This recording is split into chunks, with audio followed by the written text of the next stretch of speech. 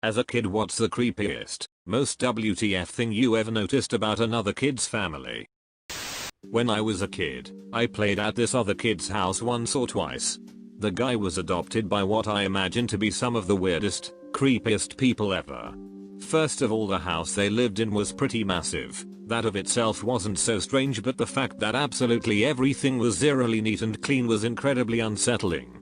I'm not talking about a house being just nice and clean. It literally felt like everything had just been installed the other day. One of the reasons everything looked so clean was that we weren't allowed to do anything.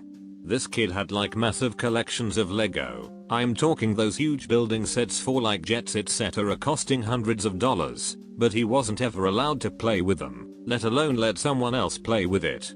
I believe someone put it together for him and he was only allowed to look at it in his room. So naturally playing at his place got pretty ducking boring pretty soon, and I wasn't really the kind of kid to keep my mouth shut. Eventually his parents would take out this hidden PlayStation 2 and hook it up to the massive TV in the living room. Great, right? Well, no. We were only allowed to play The Sims 2, and that would have been pretty good fun if his parents wouldn't have been policing us the whole ducking time and wouldn't have made sure we don't do anything unusual in the game. Basically, we were allowed to simulate the most mundane and boring life imaginable. As if being in their home wasn't bad enough already. Just thinking back about that whole place gives me the chills. Such a robotic and weird environment. A while ago, I heard from an old friend that the adopted kid dropped out of school and became a junkie. Didn't expect that, but holy duck was I not surprised. Do you know what the kid did as pastime before you came along? I imagine he was used to that environment, but what else was there for him to do? Sit around neatly and creepily with his parents while they watch the journal according to a strict time schedule, or help his parents keep the house unrealistically clean, I suppose. Besides that, I think he was away from the house a decent bit. Come to think of, one time I invited him to a BBQ at my place. He almost cried when he realized he was allowed to eat chicken wings using his bare hands without anyone caring. As a 12-year-old, my 12-year-old friend showered daily with his mom and dad. WTF? 12-year-olds don't shower daily. My next door neighbor, Kevin, and I were buddies because we were the youngest in the neighborhood and no one else would play with us. I would say this was when I was 9 or 10. Anyways, his parents both worked 9 to 5 jobs and I remember them as being very nice, but in a forced sort of way. I wasn't allowed to go in their house because they didn't let anyone in. Once I had to go to the bathroom and as we were in his yard he let me in.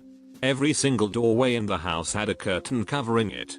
They made a fake hallway right at the entrance so you couldn't see the living room or the kitchen. I asked him why they were there and he said his parents liked privacy. They also ate nothing but fast food. I remember the first time he had supper at my house. He was shocked and kept telling my mom he didn't have to do something like cook a meal for her children, that just because he came over. They moved kind of suddenly when I was around 11, and I remember he couldn't really tell me where they were going or why. He couldn't give me a number or an address to keep in touch and he never called me, so it was sad. Witness protection program? So this isn't nearly as WTF as other stories on this thread, but I always find it really sad that my neighbor's dad sat on his lawnmower from dawn to dusk so he didn't have to deal with his family.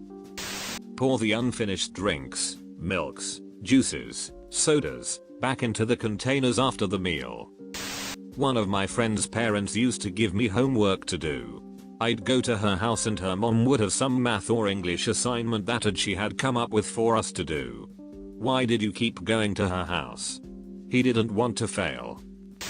The parents did lines of coke around the table like it was nothing. I didn't know what the hell was going on, but when I asked my mom I wasn't allowed over there anymore. I wonder if some parents did this stuff on purpose. Like, maybe they just really hated having their dumb kids' friends over, so they do something really conspicuously illegal or weird in hopes that the kid will go home and tell their parents. Then, peace and quiet. And cocaine. My friend's family never finished their drinks. They always stopped drinking before it was empty. I never understood why and they would always avoid the question when I asked. The nightmares I had about those ducking cups, man. Why the duck didn't they just finish their drinks like normal human beings? They should get together with the family that pours their unused drinks back in the container. Unlimited drinks. I had a friend when I was about 8 who always insisted that we played at my house. She was really sweet but nervous around my parents. Especially my dad. Then one day we finally got to play at her place and I was so looking forward to it. Until I got there. My friend was nervous and afraid all the time, and you got the sense that the dad was just this glooming lion ready to strike from his chair in the living room. You almost had this feeling that he could reach you anywhere in the house from that chair, and the mother was on edge and overcompensating the whole way through. When it was time to go home, the dad blocked my way to the door, and my friend and the mother began telling him to please move and he wouldn't get away with it. He finally moved, and I went home with a feeling that I suddenly understood why my friend wanted to come over to my place instead, so I stopped asking to go to her place. A few weeks went by, and one day she was at my place playing with me and her big sister came over to get her. They went home for a few hours and then my friend came back and went on playing with me. When my mom asked her if she went home to eat dinner or she was eating here with us, and my friend said that she just had to come home to watch. And when my mother asked her what she meant by that, she told her that she just had to go home to watch her father having sex with her big sister, and she said it like it was a completely normal thing to do. My mom took her aside and asked her some more questions about what was going on, and apparently her dad used all the kids, 3 girls at the ages of 14, 8 and 4, as his personal ex-dolls. My mom made arrangements for my friend to sleep over at our house. And the next morning when he had gone to work, she called the police and made sure the girls were safe when he was arrested at his job. He had kept them in check by telling them that he would kill their little sister and their mother if they ever told anyone about their special relationship. He got his ass thrown in jail and both parents lost the girls. The girls was put in a special care home and they are thriving and happy adults today with kids of their own. And yes, I know exactly what I was spared that day by the mother and my friends pleading with him. Sorry for all the misspelled words. I just had a talk with my mom about this and now to right some wrongs. First, I was 6 years old at the time, not 8. My friend had 3 sisters, not 2, and it goes like this with the ages. Oldest was 16 at the time. She was the one I had forgotten about, but in my defense I never really saw her. She was almost never home unless the dad commanded it. The next in line was 14. She was the one my friend had to watch that day. Then came my friend. She was 7 years old at the time. And finally the little one. She was 2 years old and was not molested to the extent of intercourse but was only forced to watch and sometimes kiss it the first time around. My mom and dad was furious, and my dad wanted to go over there and cut his donk off right then and there, but the other kids were still back home with that monster, so they promised my friend that they would wait until her sisters were safe. And about why my friend confided to my mother so sudden and without hesitation was because she had known my mom and dad for a good while, and they had made sure they had the clothes they needed in the winter, because my parents could never turn a blind eye to kids that needed help, and they have always been super good at creating a safe and loving environment for me and my sister and kids in need of a safe haven.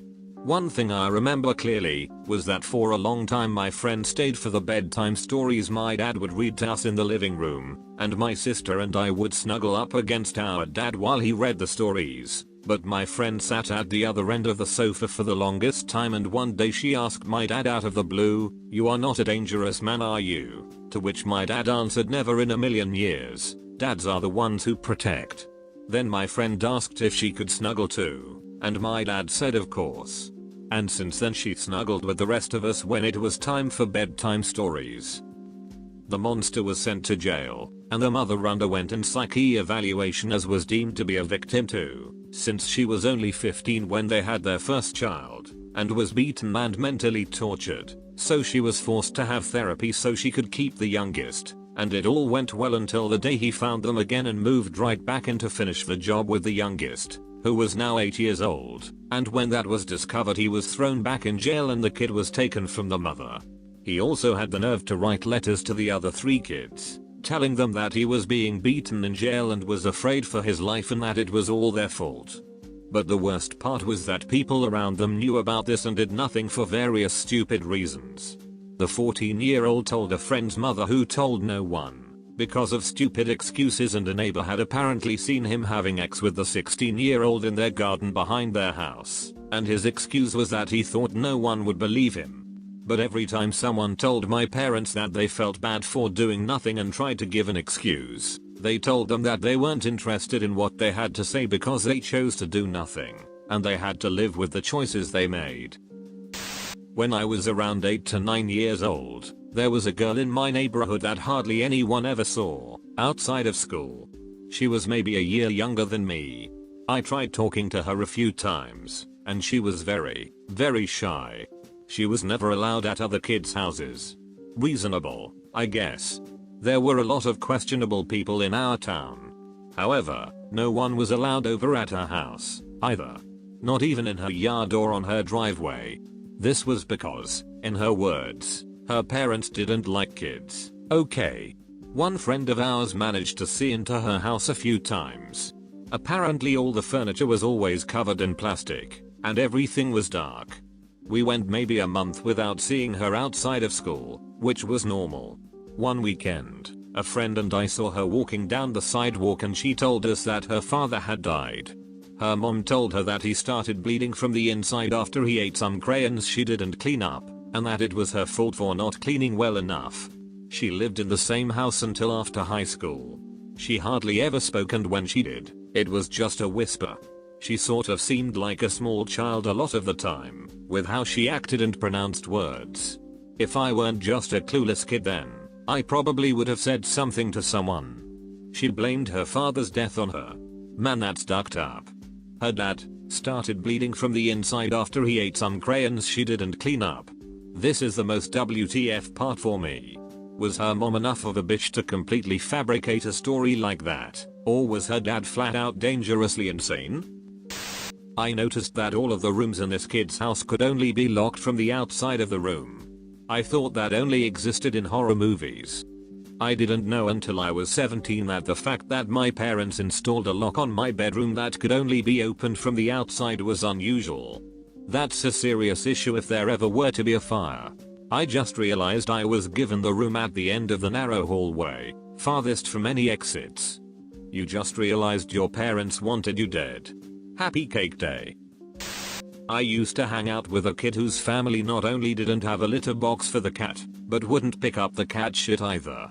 The only reason I went over there was because he had an Atari 2600.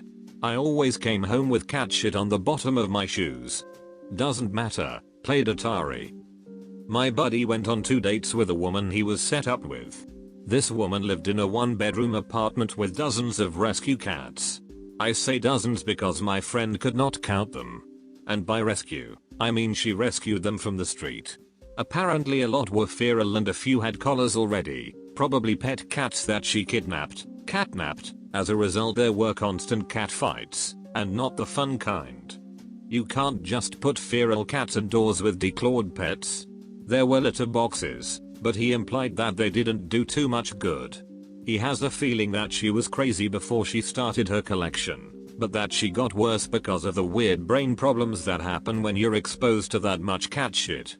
He said he called and reported her immediately after he left the apartment, but we don't know what came of it. I really want to know what happened to Crazy Cat Lady.